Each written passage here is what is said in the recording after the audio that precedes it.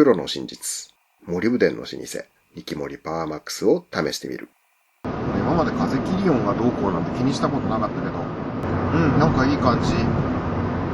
あれ、こんなに効くんだっけ、モリブデンって。いいね。なんか結構いいね。ということで、今回のマエストロチャンネル、取り上げるのは、二硫化モリブデン系のエンジンオイル添加剤、リキモリパワーマックス LM1101。ドイツにも売り二つなブランド名のオイルメーカーがありますが、こちらは日本製、メイドインジャパンです。そっくりなブランド名のドイツの会社よりも、こちらの大東潤滑さんのモリブデンの歴史の方が長いです。一時商標権の問題で争いがあったようですが、大東潤滑さんのリキモリ商標の長い歴史が公に認められて現在に至るようです。この辺の解説はまた改めて取り上げるかもしれません。とそれはさておき、今回の動画は私マエストロがこの二硫化モリブデン系の真っ黒なエンジンオイル添加剤を昔流行った時のことを思い出してしばらくぶりに試してみたら、なんか思ってたよりもすごく良かったので、皆さんにも紹介をしつつ検証もしてみたいと思います。下がったね。結構下がったね。まずはなんで急に今更添加剤の動画なのってとこからどうぞ。チェーンソーのオイルはある日作業中に事務所の倉庫にてチェーンソーのオイルを探してたんですが、ちなみにこの映像は本人による再現映像ですが、半分くらいフィクションです。ここだ。これは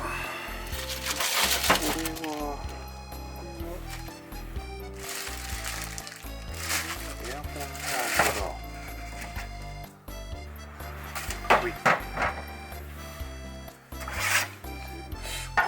ふと奥の方にあるものに気づきました。こ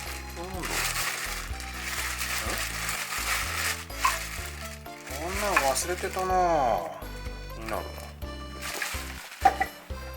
あった。チェーンソーオイル、こんなとこだ。こんなとこあった。これ。今日はこれ。これ気になるな。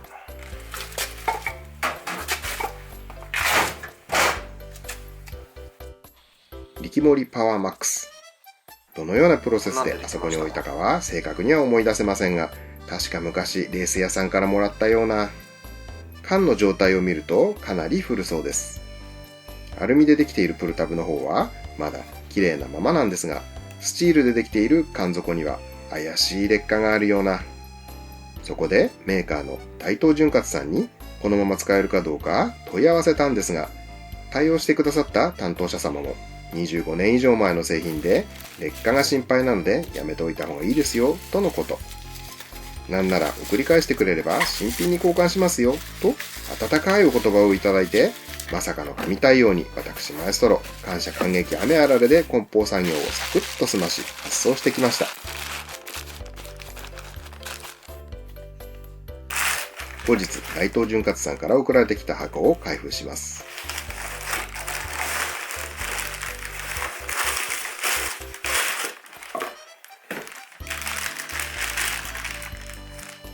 パワーマックス LM1101 250ml 入りの缶です。パッケージデザインが少しおとなしめになって、以前はすごく似ていたドイツ製の商品の商標とは似てなくなりましたね。誤解がないようにあえて重ねて言いますよ。カタカナでのリキモリ商標は大東潤滑さんのものですからね。裏面の注意書きには使用割合の記載がないですが、会社のホームページによると3から5リットルのエンジンオイルに対して 250ml 缶1缶が対応するとのこと。使用割合としては 5% 以上 10% 未満ってとこですね。それでは実際に試してみましょう。被験者はこちら。初代ビッツ RS ターボ。トヨタの代表的な実用エンジンである 1NZFE エンジンにターボがポン付けされています。ですね。この車の実際の走行距離が、49,481キロ。そして、オイル交換してから、オイル交換してから303キロ。303キロです。これで今日、点火してみたいと思います。オイル交換と同時に注入点火しちゃうと、新油の効果なのかモリブデンの効果なのか判定がつきづらいので、先にオイル交換をして新油をなじましておきました。外気温は現在10度くらいです。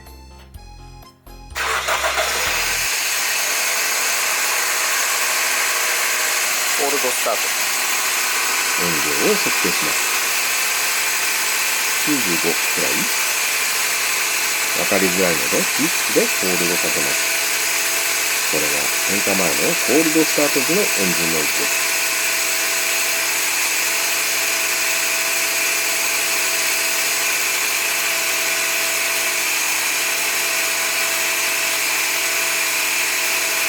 マックスで 96.4 デシベル。少し走行して換気してきます。今暖気運転してきました。これが一応暖気運転後のメカノイズ。これカチカチ言ってるのはインジェクターの多分作動音です。測ってみましょうね。若干タペット音混じりなのが気になりますかね。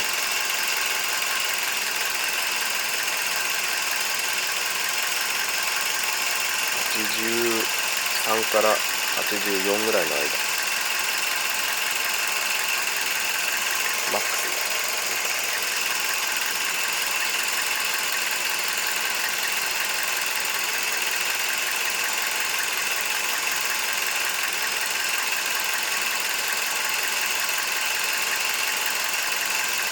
最大で 84.3。これが完全暖気後の点火前の完全暖気後です。次にここにパワーマックスを注入していくんですが、先日のオイル交換の時に意識して量を抑えたので、レベルゲージの8分目くらいのところです。注入点火前のオイルの色はこんな感じ。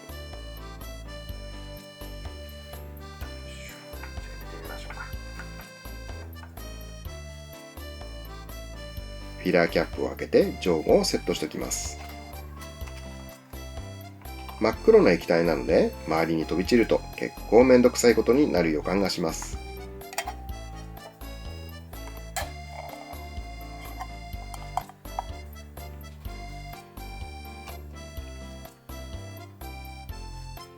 液性は思ったよりもサラサラですね。色は黒というより灰色に近いです。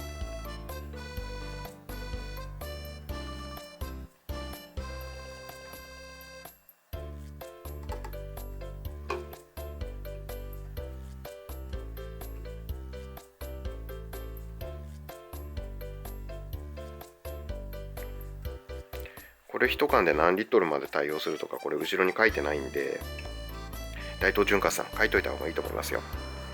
偉そうな態度ですいません。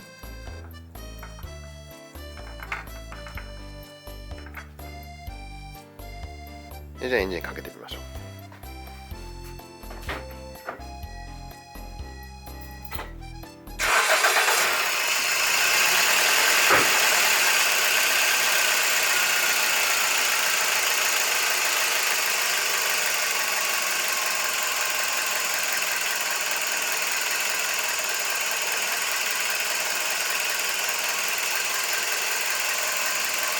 5分間ぐらいアイドリングさせておきます。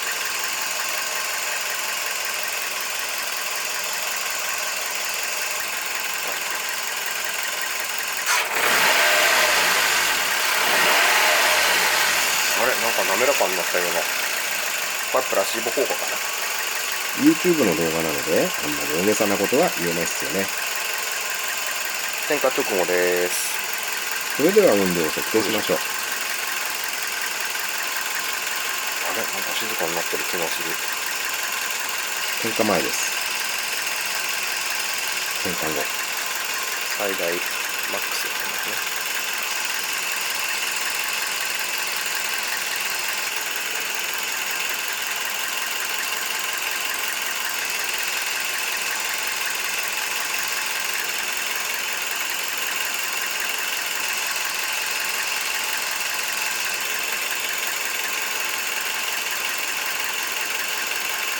今回ピクチを測定しているため数字は大きめに出ちゃいますね。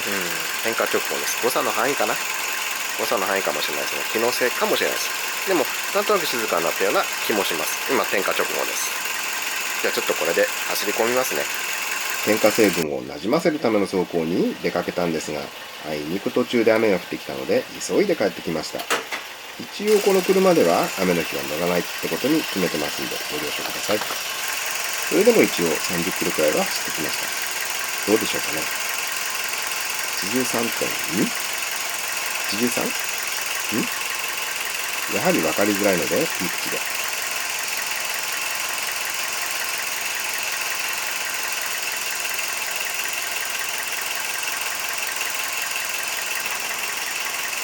83.8 デシベル。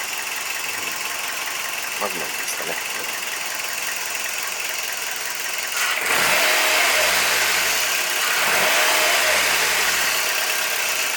なんか滑らかだな。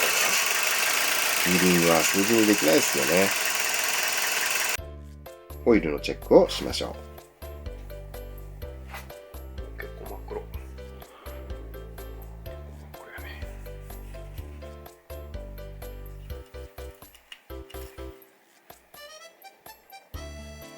オイルレベルは上限に収まってますね。色はなかなか黒いです。この黒さと二硫化モリブデン自体は固体の粒子っていう事実でオイルパンに沈殿してしまうんじゃないかと心配してしまうので、こんな実験もしてみます。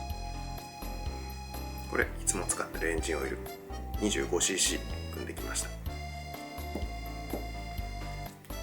こに、10% 2.5cc の、パワーマックスを入れます。で、沈殿の実験を長期間放置して沈殿の実験をしたいと思います。実際私マエストロもビッツには普段はめったに乗らないわけでして、 2,3 週間乗らない場合でも沈殿の心配がないか確認してみたかったんですよね。 25cc のエンジンオイルに 2.5cc の添加で通常時の最大添加量 10% の添加率になります。沈殿の実験なので最大添加量でやります。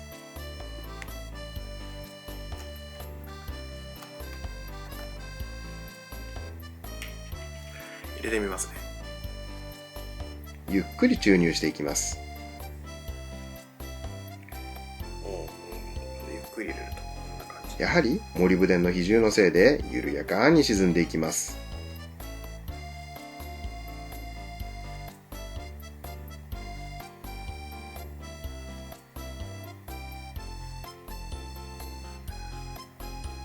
編集中に映像を見返していて気づいたんですが、下に沈んだ成分と上にとどまっている成分に分かれている気がしますね。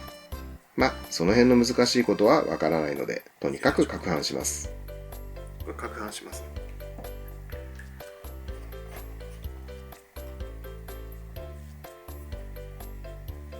これで攪拌します。これで 10% 入ったことになりました。10% の添加量で、さてずっとこれを置いといてどうなるかですね。映像ではカットしましたが5分くらいは振ってました。真っ黒。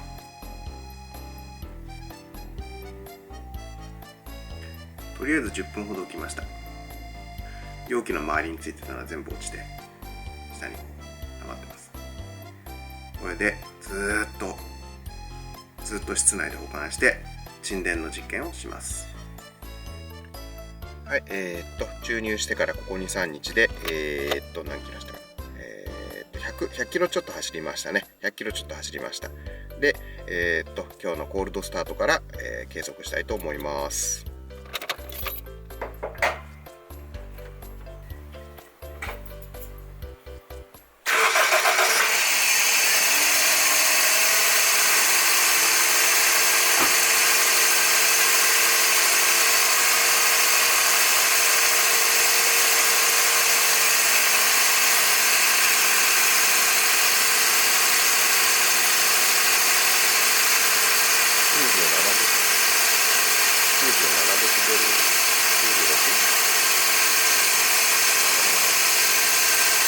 スロットルバルブ、この辺のスロットルバルブの空気の音がすごいんだよね。空気の流れる音が。こっちの方もちょっともう100超えちゃう。離れるんですよ。動画の中で言ってますが、シューって言っているインマニの中を流れる空気の音が騒音の大半を占めていますね。これは低い。これはすそれではピーク値です。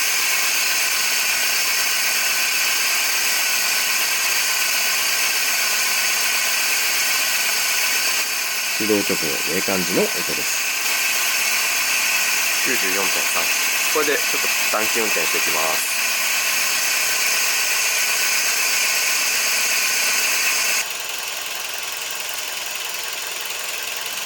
今10キロぐらい走ってきました。今完全に暖気してきました。どうでしょうかね。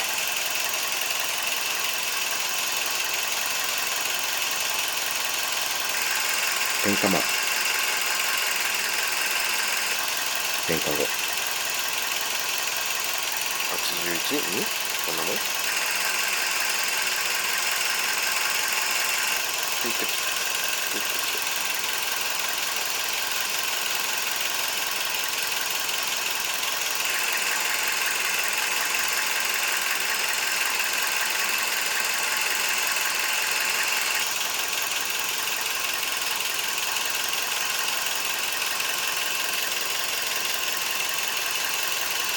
それではピーク値。ピークで 83.2。下がったね。結構下がったね。数字で表すと、この程度なのって思われるでしょうが、体感的にはノイズに丸みが出て結構静かになりましたよ。でも、それよりも乗り味のフィーリングがかなり向上しました。でもこればっかりは具体的に視聴者様に伝わらないんですよね。添加剤ってこんなに効くんだったっけ？なんかすごい滑らかになっちゃった。何これ？すごい滑らか。スーッとスピードに乗る感じ。こ